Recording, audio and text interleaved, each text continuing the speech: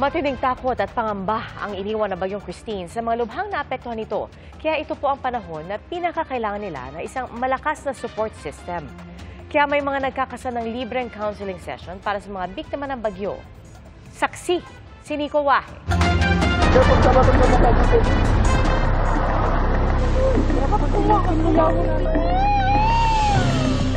Sa kasagsagan ng delubyo gaya ng Bagyong Christine, takot talaga ang isa sa nangingibabaw. Muntik po kasi kami maanod kanina. Paghupa ng unos, pangamba naman ang pagbangon ang iisipin. Mahirap po talaga kasi lumaki na po kami, dito na po kami talaga, lagi inabot ng ganito. Ang mga takot na yan, naiipon at lubhang nakaapekto sa mga nakaranas ng kalamidad. Kaya dyan daw nakatutok ang ilang grupo, gaya ng Counseling and Psychological Wellness Center o Copewell Center ng University of Batangas. Isang Batangas sa pinakanapuruhan ng hagupit ng Bagyong Christine. Kaya ang ginagawa ng Copewell, nagsisilbing psychosocial support sa mga naapektuhan ng mga sakuna. 3 bagay raw ang dapat gawin para kahit papaano ay makaramdam ng malasakit ang mga nakaranas ng delubyo. Una ay look. You look around bago mo puntahan yung taong gusto mong tulungan. You assess the situation. Ano ba ang pangangailangan nila? Sunod ay listen.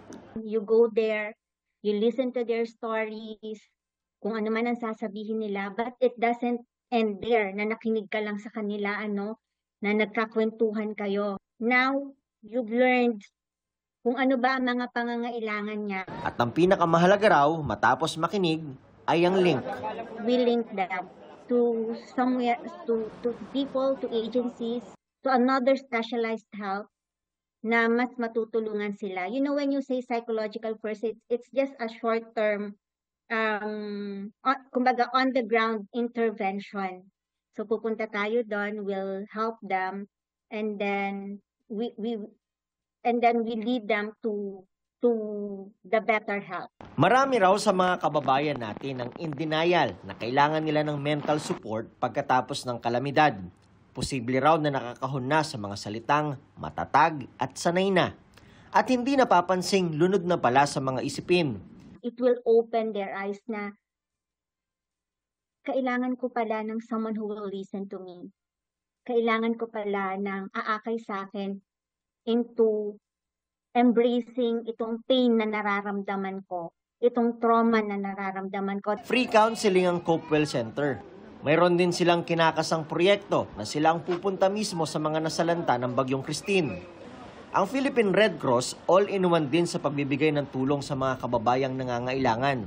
We have a trained psychosocial support team na magbibigay ng psychosocial support. However, may mga instances, Nico, talaga na lubha silang naapektuhan na they will need professional help. Then we refer them to professional psychiatrists or psychologists. Mahalagang malagpasan ang mga takot na nararamdaman. Ang pagkakaroon ng maliwanag na pag-iisip ay unang hakbang para tuluyang makabangon mula sa hagupit ng kalamidad.